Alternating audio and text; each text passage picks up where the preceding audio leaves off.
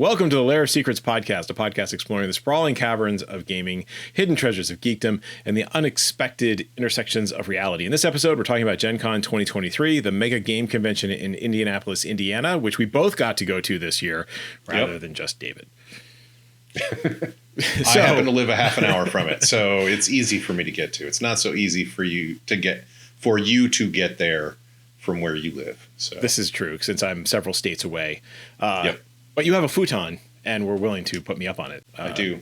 It was great. It was huge. I was one of the 70,000 attendees who decided to show up this year.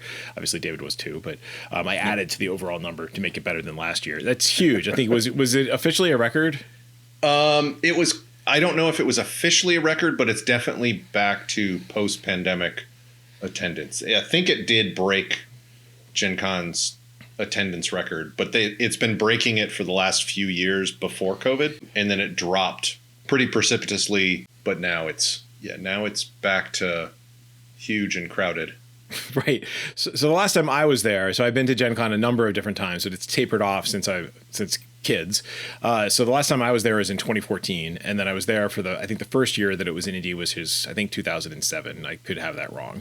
But in any case, 2014 was the last time I was there. And the last time I was there, they were just contemplating taking over Lucas Oil Stadium to overload it with gamers. This year they did. Mm-hmm. And so I show my friends that, like, wow, that's a really big convention. I'm like, they took over this whole football stadium. Overflow.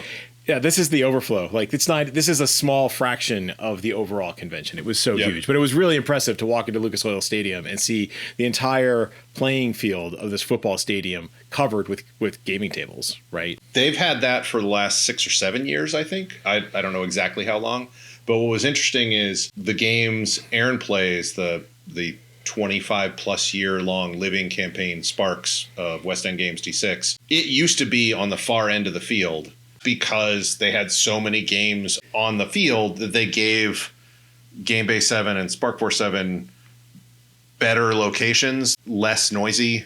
Yes. Nice. The tables were a bit nicer, things like that. It was hard to find them because it was a new place. But right.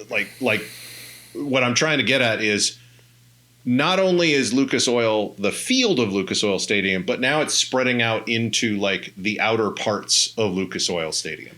Yeah, it's a pretty impressive. And the convention itself is it's tremendously huge, which I think is an interesting experience. But if you don't like large crowds, GenCon may not be great for you. Like the exhibit hall, first day we were packed in almost solid, we did one loop that took us like a half an hour, and they were like, gotta leave, gotta get to our games.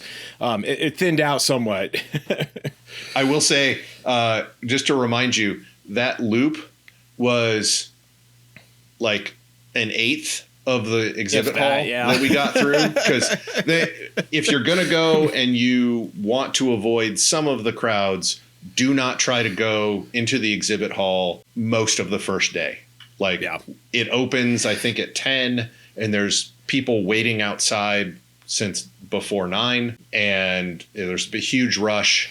And then there's still a lot of people going in because people want to see all the stuff that's there. But also some vendors will have a limited edition or a limited amount of certain things there. Like there's the new Disney card game that was coming out, and they only had so many packs per day. The line just for that was like, it's what you would see at like a Comic-Con. I was told there were no lines. What's that? But I was told there were no lines. There was some follow-ups after. No, there's no lines at GenCon. Actually, there are. It depends. Yeah. So that was cool. So they ran a gazillion games. So over 10,000 tickets sold for Dungeons and Dragons and its derivatives. Obviously, 5th edition was the most popular, but there were like every version of it was run. That was far and away the largest number of tickets sold, but all other tickets were more than Dungeons and Dragons. Like if you sum up all the other tickets sold for all the other RPGs, and so somebody put it, I'm spinning this as more people didn't want to play D&D than did want to play D&D, which I get, I see where you're coming from. But for me, and I think for many people, when you go to Gen Con, it's an opportunity to play different games. I can play D&D anytime. I can't play most of the games I want to play all the time. The groups that I used to play with, especially in college age, were we want to play our long-term campaign and we don't want to switch systems or anything else like that, or switch campaigns.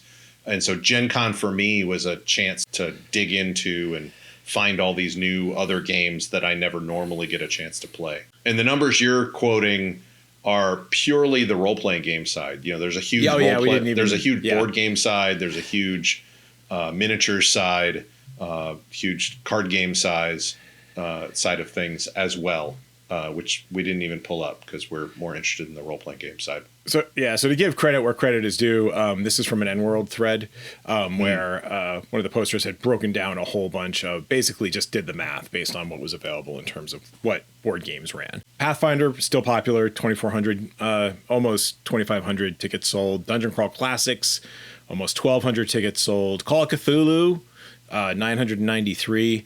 It starts to drop off. Shadowrun was still pretty popular. I think they still have a living campaign for Shadowrun too, which probably bolsters some of their numbers at 920. Starfinder is 788. Interestingly, Tales of the Valiant is this was actually a playtest tables for Kobold Press's new like 5e variant, right? So that had a whole bunch of tables, almost 1,000 tables. Everyday Heroes had 500 tables. Root the RPG, 377. So you definitely get into the long tail phenomenon as you get into more and more obscure RPGs. There were fewer and fewer tables of them. But you could have played Paranoia, you could have played Delta Green, you could have played Morkborg, you could have played The Witcher if, I don't know, you had actually registered in May instead of doing what I did, which was July. Yeah. What I find interesting is Star Wars, West End game Star Wars, you know, like the original Star Wars role-playing game is number 14 on that list. And I guarantee you that 99% of those tickets came from the Sparks campaign. And they would have run more, but they didn't have enough judges. So overall, I would say Gen Con continues to be fun. You should go there with a plan.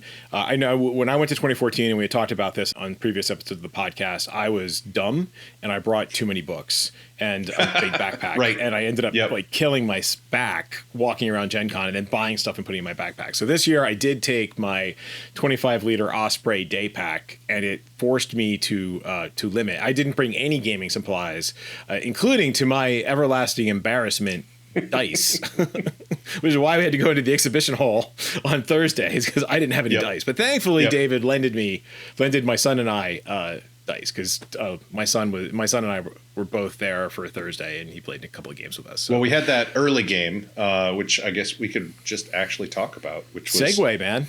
We liked it so much, I believe we each picked up a copy of the Marvel Multiverse role-playing game by friend of the show, Matt Forbeck. That's the only name on this cover. Marty also wrote a decent amount as well. But we played in, I'm trying to remember what it was called, but basically it was I think it was Contest of Champions. It might have actually been called. We played, it was a 2-hour slot on Thursday, and it kind of got us into the game, kind of understanding how it was played. We each got a little Marvel die out of it. They have an interesting system. It's a D6, and there's a 6 on one side, but instead of the 1, there's a Marvel on the other. And they call it the 616 system, which is, I think, a reference to the Marvel Earth 616. But if you roll the Marvel and succeed, that Marvel counts as a 6. So you basically have 2 6s on the die. If you roll the Marvel and succeed, amazing things start happening. If you roll a Marvel and fail, bad things happen. I don't think anybody had that happen to them during our game. Right, because there's mechanics where you can re-roll your dice if you spend But you had a marvelous set of marbles. I did, which is why I bought the book. So I played Nightcrawler. In the first game I played Nightcrawler and you played Kitty Pryde, right? I did. Sorry, Kate Pryde. Kate Pryde, sorry.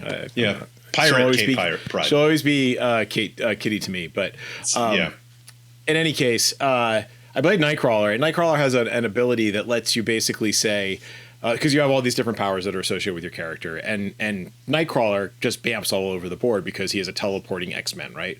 And so when you marveled with this ability, you could re-roll the power again, And then if you marveled, you could reroll the power again. And it was like a flurry of blows kind of thing where you just punched and then teleport and then punch and then teleport. And I did it 4 times in a row because it did 4 marvels in a row. Yeah. It was downing 4 Ultron drones in a row. You hit 5 times total, but you didn't marvel in the last one. But I think you took down either all 4 or 4 of them, but maybe a 5th one. I don't remember. Something like that. But it was amazing. It was the only time I've seen Nightcrawler, and to be honest, Kate Pride, be effective in the role-playing game sense.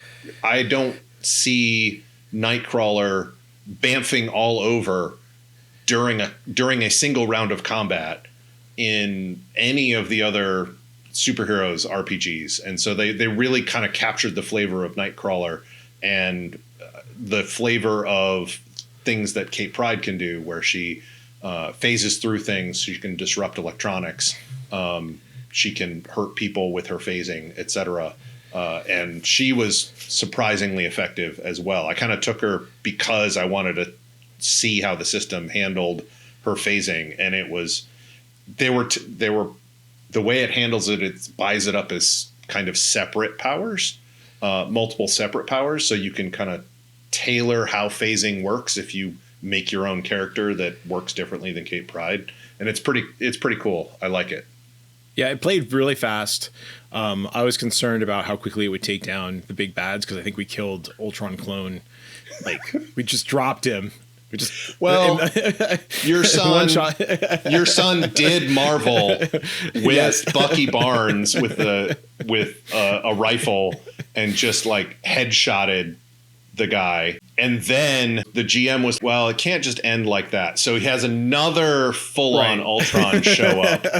And then who was it? It was an electrical person. I can't remember which character, but then we took that one out pretty quickly too. Yeah, and that one, like, it wasn't a one shot, but it was a 1 round. Yes, but it went better on Sunday. It was a more diverse set of opponents, so you couldn't focus all your attention on one guy, and so I felt like, and there was a scenario where you're trying to get across a battlefield to be able to escape from Battle World or Planet Hulk or whatever, and so I felt like it went really well. And so I'm a Marvel head. I love the X-Men. Matt posted on one of the social media platforms that there will be an X-Men source book. Like, he's working on an X-Men source book. So I'm like, you had me at Marvel and you kept me at X-Men. I think I will actually get my friends to play it. Like, I've played a fair number of superhero games, and this was like the fastest, easiest to manage at the table with just people just picking it up and going. It may not ultimately be as crunchy as you would get out of a Mutants and Masterminds or a Hero System or what have you. But you know what? Like, it captured the feel of a Marvel superhero adventure with mid-level characters. I am going to say it was a con game, and they were kind of a demo game, so they may have not watered down, but like streamlined some of the way that the rules go. But I think they were probably trying to hit as many of the rules as possible. But yeah, it was easy to pick up. You basically have 3 die 6, and you just roll them, and you do a little bit of math, and then your hit and damage roll is 1 roll. If you hit, you basically have like a multiplier, an addition and then a multiplier to figure out what your damage is based on your 2 hit roll. And so that made things a little snappier as well. So we had heard some not so great things about the playtest, the rules of it, and evidently the game designers and Matt and Marty had all pulled in and redid a lot of the stuff and took in that playtest feedback, and it seemed really nice and snappy to me. I don't have a lot of experience with superhero role-playing games playing them. I played Godsend Agenda and Mythic D6 from Jerry Grayson, and I played a fair amount of Champions, but I haven't played pretty much any of the others. Take my advice with a grain of salt. Yeah, I think this would be the next best one I've personally played is Savage Worlds with the Superheroes Companion. I haven't had a chance to read the book yet because we came back from vacation, went on vacation again. Now I'm back. It's the start of term at the college where I work, and so things are bonkers. The thing about the book is, I don't know if folks can see, like, I don't know, at least a third of the book is just characters. They've got the color bled to the edges, and each section is color coded, and the red section is all characters from across all Marvel. Right. And it's a pretty diverse selection of characters. So if you just want to like pick a Marvel character and start going with it, you totally can. And if you want to be the DM who's like, oh no, the X-Men came across, the Young Avengers, boom, boom, boom, here's the Young Avengers, I don't have to stat them out. So yep. I'm curious to sit down and maybe I can get my friends to play it. If nothing else, I'll try and do it at a GenCon, Mapacon, my local gaming convention. But cool. I really enjoyed it. I thought it was cool. I think we probably geeked out about it enough. Good job, Matt. Yeah. Although we did get to play another game that you often geek out about. Indeed. Mutant Crawl Classics. Yes. And we did something that I don't think either you or I have ever done, especially in a con game, which was not play a funnel. Crazy, right? Who knew that these existed? Like high-level characters. It was fantastic. Yeah, like what was it, 5th level characters? I think so. They were almost gods. Yeah. And weirdly enough, we lived. We did. We made some good choices. We had some lucky rolls. We had some funky artifacts. It was a good table. We were investigating some village destroying machine that we had to then infiltrate and then figure out how to like disable or figure out like the mystery of what the machine was. And I particularly liked it because I'm planning on running an event. I'm actually going to put my events up on Lair of Secrets at some point in the near future at Mapacon this fall. And one of the events I'm doing is a Mutant Crawl Classics event called Beyond the Funnel because I'm tired of playing funnels. And so this was really helpful to understand, like, if you're playing higher level Mutants and Masterminds, or not Mutants and Masterminds, Mutant Crawl Classics, what is attractive, like what's fun. And so making sure you got a couple of artifacts lying around is fun, right? Like being able to use your powers is fun. Kind of embracing some of that wackiness is fun. Yeah. Like when I played it, I wasn't sure what to think going into it because it's kind of part of that OSR, revival that happened, started happening a decade or so ago. Right. And, so it was like, am I going to go in and be playing this 5th level character and then like still easily die? Right. Or is it going to be like, am I going to have to say, oh, I check every single nut and bolt in this room to discover the clue? Or, is it going to be more like what I envisioned Gamma World was when I wanted to play it when I was a kid? And it was kind of all of the above. No one died, but it could have been pretty deadly. Yes. But the GM was amazing. He was a really good GM. And our table also seemed to like to role play a little bit. We had one guy who was role playing. I don't remember what the class is, but he was kind of like a tech priest sort of thing that was tuned into an AI through some sort of weird Wi-Fi connection to his brain. And so he had some interesting ways to play that character, and it was pretty cool. And yet we also did some puzzle solving and like trying to figure stuff out. And I liked it. It was fun. Yeah. So speaking of clues, I finally got to play Trail of Cthulhu, which I've had the Fall of Delta Green, which is a Trail of Cthulhu style game by Ken Hite. Another game I haven't read yet, but I have it, and one of these days I'll play it. And I wasn't sure how the mechanics were going to work because it's different from Call of Cthulhu. Call of Cthulhu is a percentile based, you try and roll under, that sort of thing. And Delta Green does the same thing, except if you roll doubles, then either something good or bad happens. And with Trail of Cthulhu, you basically have points associated with your attributes, and then if you spend those points, you get clues. And so it's interesting because you're going to get the clues. And my concern with the game was that if you're going to get the clues, or am I just railroading the players through? And I think the answer is no, because ultimately you still have to put those clues together, right? The game is going to help you move on to the next scene. You're not going to get stuck.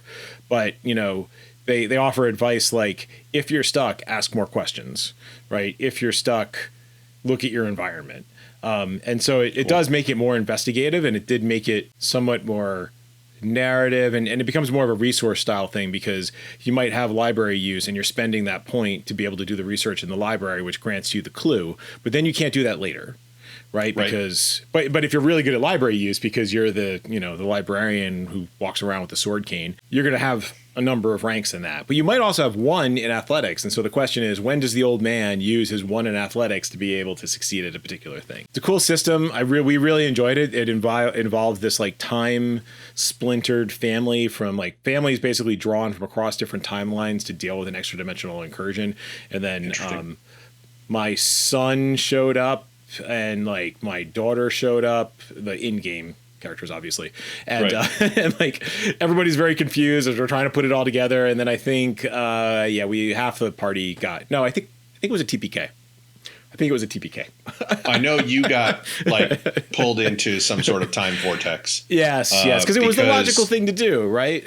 Yeah, logical but world ending. Yes, the world ended because of what we did. Yeah. So you got to about the same place you probably would have gotten to in Call of Cthulhu. It was just a slightly different path, and it was fun. I now actually want to read I still wanted to, because Ken Height's a good writer, but I want to go back and look at it, and I think I can get my friends to play it. It was interesting. So is Trail of Cthulhu, when you spend those points, do you also use dice, or is it more of a diceless? Yes, I think you're spending. It's been a little bit. There's like a bit of a dice pool, if I remember correctly. I don't have my character sheet in front of me, so that would help me remember the specifics of it. But I'm just wondering if it was like I've never played it, I've never run it, but like Amber diceless. You were saying spend points, you get clue, but I didn't hear mention of dice. So it sounds like there's dice and spend points, get clue. Yeah. So if it's coming back to me ever so slowly, everybody. It's been a very long day. You have a pool of like investigative skills, and that you can spend points on. And then you have other skills that are like your action skills. And so you can choose to spend those to, I think, buff your rolls, if I remember exactly how this works. Something along those lines. So it was fun. Like usually we're still rolling dice. I mean, I enjoy rolling dice. And there was like a chance of failure. But the key thing is the story's not going to stall because you didn't find the old man with the grimoire, right? That was hidden behind the wall, and the world ended because of that. The world ended because we made bad choices. Right. Which is how it should be. Yep. You got in with the Irregulars, right? I did. Dresden's Irregulars. So there's a group that I like to play with when I can get tickets for them at GenCon called Infinite Imaginations. And they've expanded a lot of the different games that they do with different GMs. And one of the things that they do is they'll run, like Dresden's Irregulars has evidently been running for several years. I think this is the first time I've ever really sat down with them. I usually play like a Champions or superhero version with a different set of GMs. But they will run a con game, and then the end of the con game will inform the adventure for the next year. Like the characters all kind of... it's more of a episodic sort of adventure where the characters mature and grow and change. Gotcha. And like, for instance, one of the characters we found out was, I'm trying to remember exactly what she was. It was like a month later or something. She was like 1,000 years old. We thought she was a little weird. She was supposed to be part of the Paranet, but she's like 1,000 years old. The reason why I don't remember is because I was playing Pippin's Tooth something, Pip.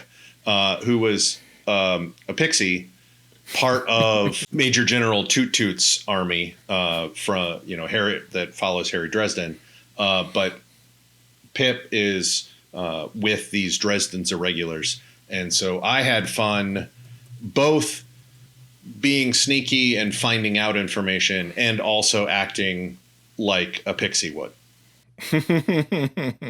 It was a lot of fun. Usually those are a lot of role playing and only occasionally picking up the dice and throwing.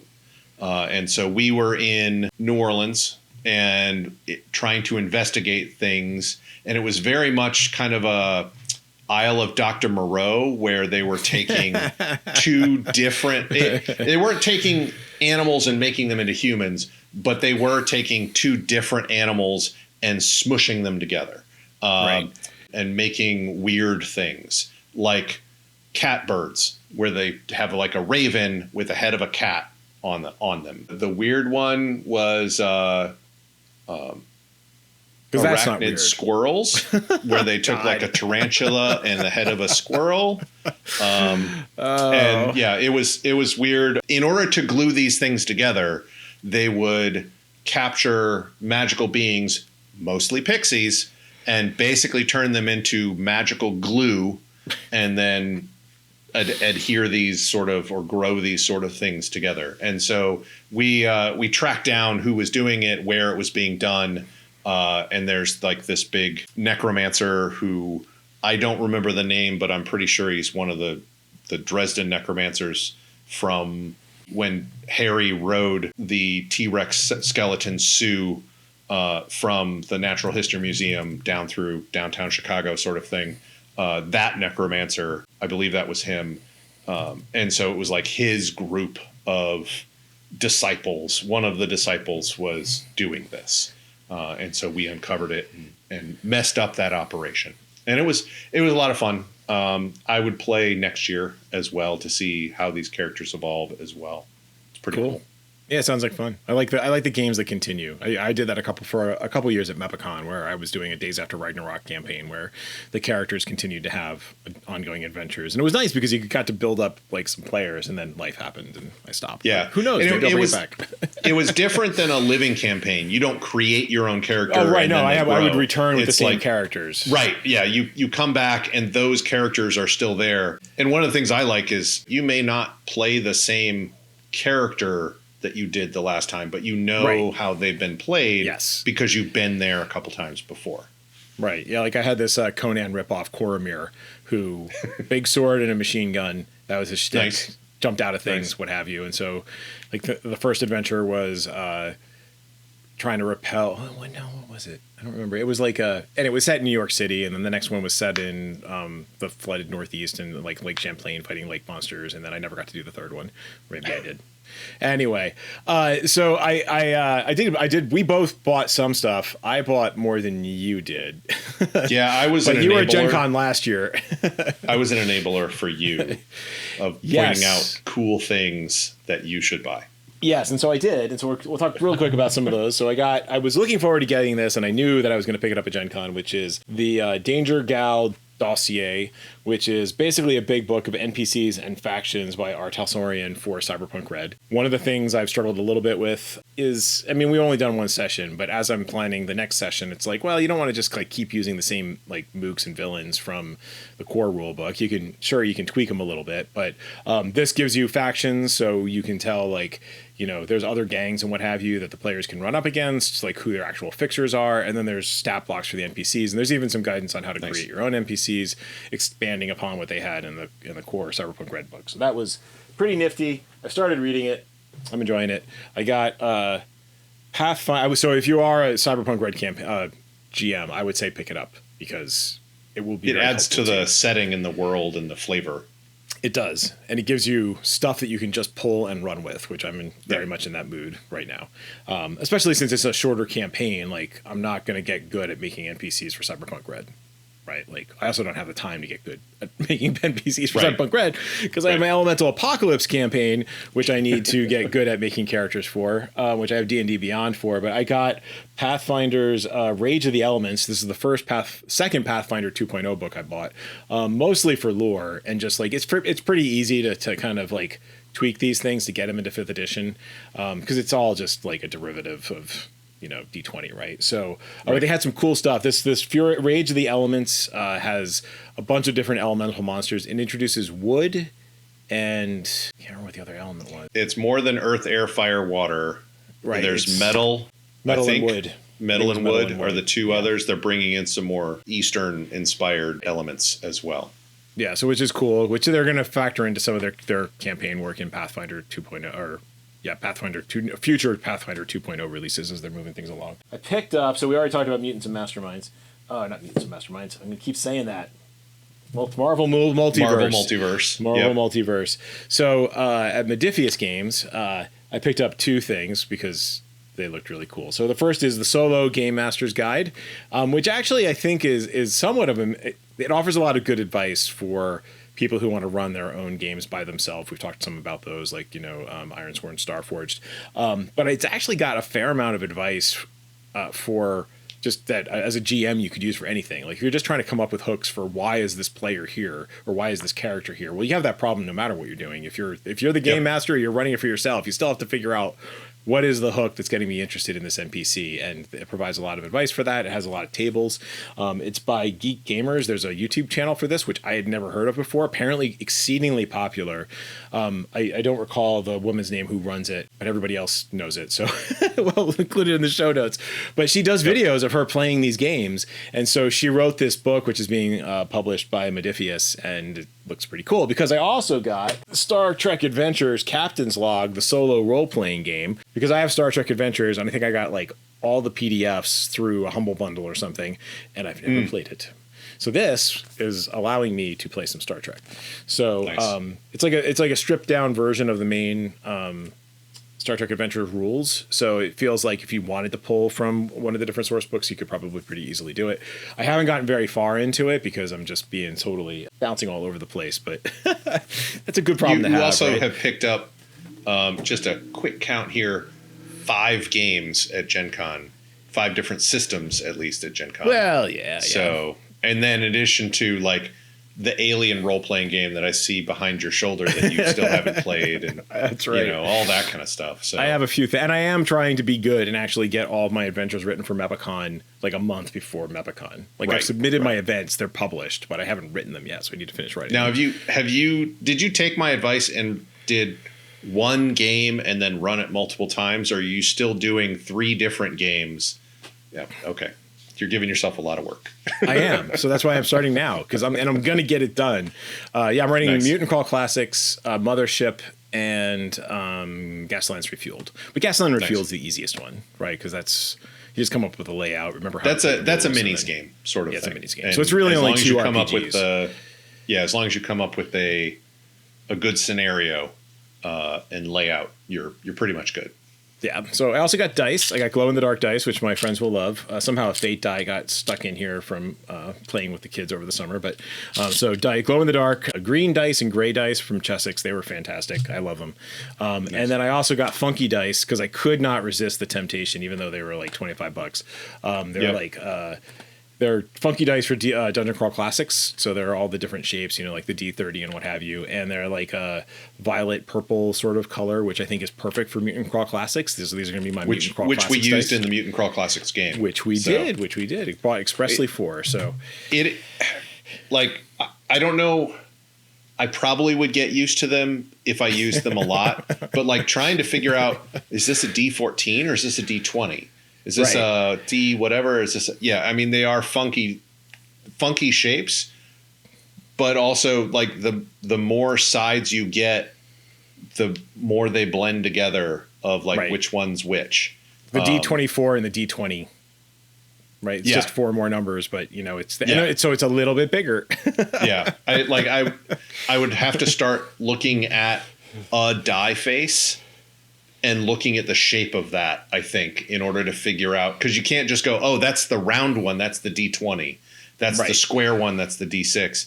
They're all kind of similar. Like they start to blend together, and so except for the intermediate pieces. Huh? The smaller dice, like the D7, the D4 is kind of funky too. It's not a traditional like pyramid D4, right? The last thing I got, but it rolls better than a traditional D4. I will say that. I would say it does. The last thing I got was the Bag Wars Saga for Knights of the Dinner Table. It's one of my favorite storylines for Knights of the Dinner Table. I got to finally meet Jolly Blackburn and Barb Blackburn, whom I've been writing for Knights of the Dinner Table for like 20 something years, so more than that maybe, but for way longer than I've had kids. But I haven't seen them since Origins in 2007. So it was cool to have hang out and chat with them and what have you. So that's the haul from GenCon. So but there's one other thing, but that's on your list. Well, you don't have it yet. We're going to try and get one for you. Oh, no. This is the other thing that's on your list. Oh, the other thing's on my list. Oh, yeah. So as I said, I was an enabler, not just in buying things, but just getting games in general. No, that's a separate one. Wait, did you buy what? Did you buy a copy? I got the Quick Start Guide. So the Quick Start Guide. Okay. Dreams and Machines, but I'm stealing your thunder. I was going to start with something else, but so this is the RPG starter set for Dreams and Machines.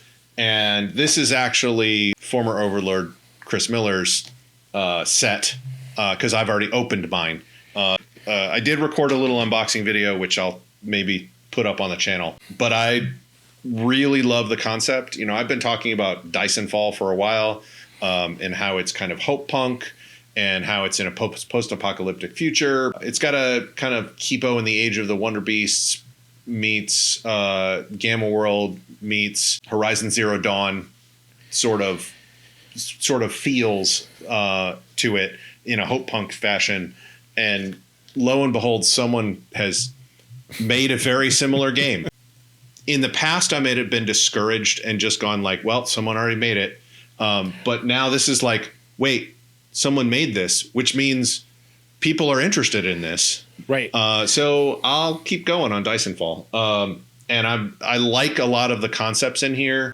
We talked with Chris Birch, and so we'll be releasing that interview as well.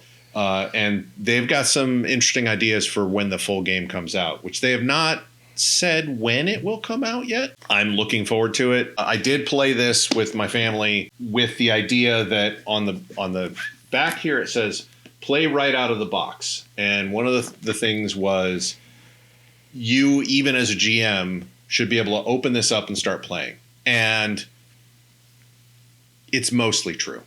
Like it steps through an intro tutorial that slowly builds and slowly introduces things to you, but there are some missing pieces, I would say, in terms of like getting things really going. Like they talk about truths, but you have to kind of hunt for what those truths do mechanically. So they'll introduce truths, but they won't. I think this was just an oversight. They don't say what it actually does when you introduce a truth. Right. And there are certain things on you build your character with certain cards, and there are some things in there that are on the cards, but they don't say that you have them or not as part of the tutorial. And so again, I think that was just an oversight.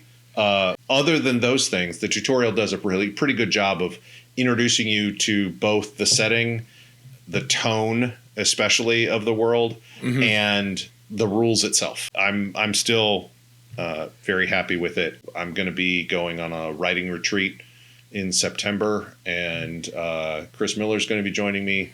You might be joining me. We don't know about that yet. Figuring out logistics. And I was going to try and run this as a side like palate cleanser from writing and stuff. We'll see how that goes. So yeah, it was cool to hear about it. Yeah, I'm very interested in hearing about and seeing how the full game turns out, because it has like the box set has like cardboard punch outs for things like supply points. Rather than finding, you find a couple pipes or you find this other stuff, you can get supply points that you can then trade in, do some bartering and stuff in back at the settlement. But there's also a mechanic that says, hey, you can take a number of supply points and build some sort of thing like a grappling hook or a spear or whatever. It's kind of like spending a fate point or spending a Benny to make something happen, right, or that you have a piece of equipment, and that piece of equipment will hold together, that jury-rigged piece of equipment will hold together for the scene that it's in, and then it'll probably break or fall apart. You will have had it when you needed it most, and there's a mechanic for how to bring that about, and I like that. And I like the physical, tactile feel of those cardboard punch-out things. Yeah, we got into this with when we were talking about when we did the interview with Modifius, and one of the things that I thought was very interesting was the world building aspects, where it's expected that your character is going to retire, and then it will be replaced by a new character from your town who levels up. Basically, like he's one of the more advanced archetypes or something. But your old character's still there. It's part of the community, and like that's the case for all of the PCs from that initial adventuring party. So the idea that there's sort of a natural progression that your character will retire and become part of the world and inform the story, and like it's always been in D&D, you get to like name level, you get a stronghold, and then I guess we're done with the campaign. Yeah, it feels a little bit more like Gloomhaven or one or two other board games, I think, that do it, where you start out with kind of like this low level or sort of person, and they go on a few adventures, but that's not what they do for their whole life. And so they kind of come back and become the farmer or the trader or even the guardian of the community. And then when you create that next character, they're a more powerful sort of class, right? Access to more stuff. But because your group's old characters are now part of the community, you care more about the community. It's not just NPCs that the GM has come up with. They're your former characters. And so I like that personal tie to the community. And I think the Hope Punk, that's part of like the Hope Punk thing. And I think that's like an advantage of this game over Numenera, which my friends and I just never really clicked with, because we just never felt like the world was almost too weird. And we just couldn't figure out a way to orient ourselves to it. And we couldn't seem to make an impact on it, because all the impact had happened over the 9 previous worlds or the 8 previous, dimensions or realities or whatever that came before. So it was cool. I'm looking forward to seeing more of it. Yep. Yeah. And I actually didn't get into like I said, it was Hope Punk and everything, but I didn't actually say like what the setting was. Right. You're actually not on Earth. You're on another planet that was being colonized, and something happened that cut you off from Earth. And so they had, about 200 or so years ago, had developed an AI and machines that basically would help humanity. And it became like a Star Trek sort of utopia where the hard work and other things like that were done by machines. And, it wasn't, humans didn't need to work as much. They could go into the arts. They could do whatever. They could create and not have to worry about the day to day. And then the AI that was controlling all these things went crazy, at least according to humans, and started killing all humans. They became Bender. And so in order to stop things, both sides used nuclear weapons and bombed each other into the Stone Age. And that was the end of the war. Humans survived, and they kind of decided to both kind of survival wise needed to come back from all of that, but also kind of made the conscious choice not to strive as fast for the high technology. But now 200 years later, a lot of these mechs, when the AI shut down, just stopped moving, but weren't destroyed. And so occasionally now these mechs will wake up. They're called wakers. And most of the time will start doing what they were doing before and trying to kill all humans. Right. And there's supposed to be fiction and stuff that goes along with it, where there's this girl who has one of these mechs just kind of in her garden, and one day it wakes up, but instead of killing her and her entire village, befriends her, and she goes around with it and convinces people to know it's not horrible, that they shouldn't destroy it, and she goes on adventures with it. That's kind of the aesthetic of the rule books, is her annotating the rules with marker and washi tape to kind of like put her own spin on the rule book. Right. We did already talk at length about the Marvel role-playing game. So yes, I did get it as well. And that was really all I bought. Even though these are two pretty hefty things, I actually got rid of more weight of games yes. at GenCon than I bought. Because I gave Ken my Space Hulk game, my first edition Space Hulk and with Deathwing expansion. And I hope you have fun in those narrow corridors. So I cannot wait. It's been years since I last played Space Hulk. I haven't shared it with my friends yet. Like, I'm just going to be, when things have settled down, like once we get past Labor Day, I'm just going to like take a picture of it, share it to the group, and be like, we're doing this on this date. Show up. Yep. And maybe your son can play with you too. So yeah. He and I could definitely take. Maybe I'll take it with me this weekend. There are some scenarios that have enough Terminators in it that I have played a 4-player game with 2 players playing Terminators and 2 players playing Gene Stealers. Yeah, that's how we used to do it. The map is big enough to support all of that. And then you can kind of like coordinate between each other and make plans that are, of course, destroyed when the Gene Stealers arrive or when the Flamer Marine incinerates everything in a room. Yeah, I mean, it's a lot of fun. We're getting together with my wife's family this weekend for Labor Day weekend. And the last time we did that and I brought a new board game, it was Pandemic Legacy Season 1.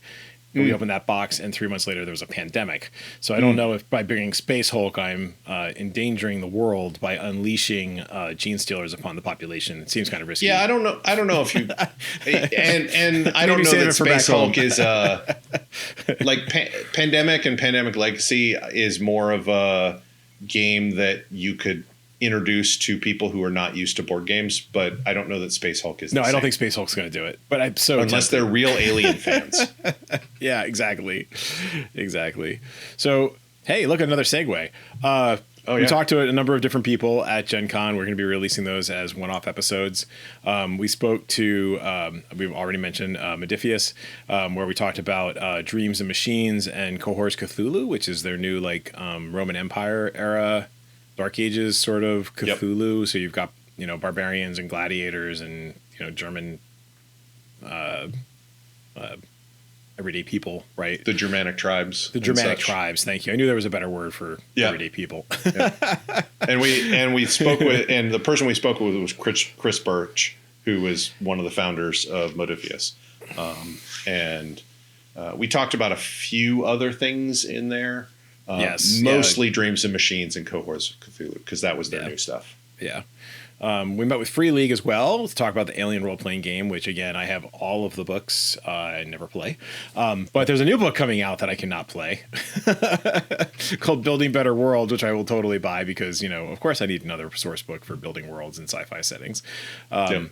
We also talked about the One Ring and the new Minds of Moria expansion that's coming out for that. And that Blade was Runner. Tomas. I don't remember his last name offhand. Yeah, we have it will all be in the interviews. It will be in the interviews. Yeah. Yeah. So we talked about Blade Runner 2. They also swept. I can't say they swept the Ennies, but they got a number of gold Ennies. So that was pretty cool. And they also have Dragonbane, which is an English edition of a Swedish role-playing game that's like their version of Dungeons and Dragons, and that's the one that everybody played.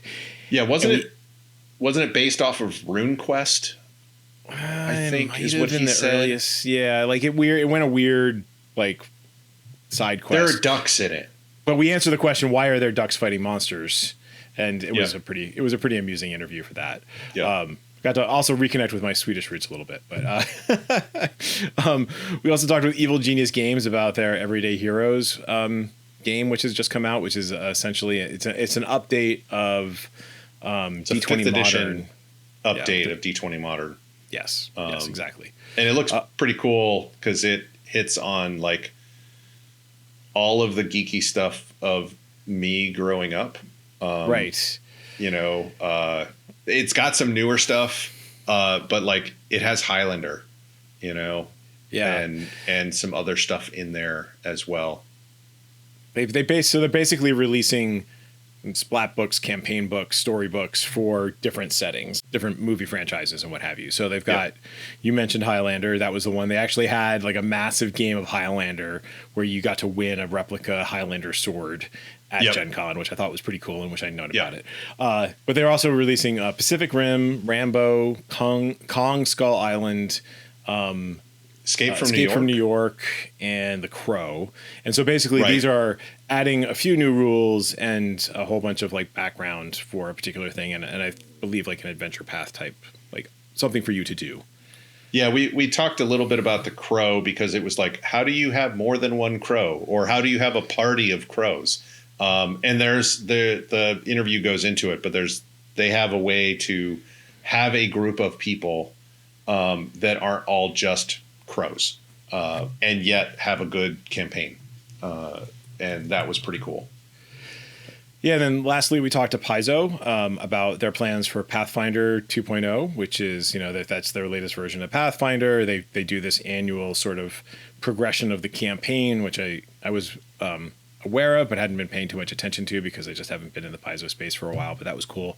And obviously I got Fury of Elements, which ties into their current storyline. We also talked to them about Starfinder, which is the sci-fi version of Pathfinder. Currently, and that's in getting version, a 2.0 right. refresh soon. I was just going to say, so they're going to be doing like a 2-year playtest or something like that for Starfinder 2.0.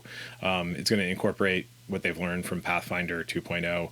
We also talked about Orc, which is the new license that they have helped facilitate creating as an alternative to the OGL. Yep. And the and they were talking to us. They technically don't own the Orc license. It's actually owned by a law firm. Since it's not owned by a particular game company, it's easier for other game companies to pick up with the knowledge that, Paizo won't suddenly pull the rug out from under them and say, oh, Orc is ours, and here's the update to it that makes you owe us $1 billion or something like that. Right. Oh, who would do that? That's just crazy talk. Yeah. So we'll be posting those over the next couple of weeks. And that's pretty much everything for this episode. So thanks for listening. If you have feedback, we love feedback. You can send it to us at podcast@lairofsecrets.com, but nobody ever does that. They do, however, post over on Mastodon. We're at dice.camp /@Lair of Secrets, but the link will be in the show notes. We've had some pretty lively conversations over there. I got to say that I'm liking Dice Camp more and more, especially as the latest wave of Twitter refugees shows up. We stream this on Twitch, although not tonight. And if you would like to get your fix early and unedited, we'll be bringing back the Twitch feed at some point. We're experimenting with some new technologies and ways of recording. And then you can also visit the lairofsecrets.com and leave us some feedback, topic ideas, and find all the other social sites we exist on. All right. Welcome to the Lair of Secrets podcast, a podcast exploring the sprawling caverns of gaming, hidden treasures of geekdom, and the unexpected, but also occasionally uninspected intersections of reality. I think maybe we should restart the intro. Okay, hold on. I'm clearly, I didn't get a lot of sleep last night, so.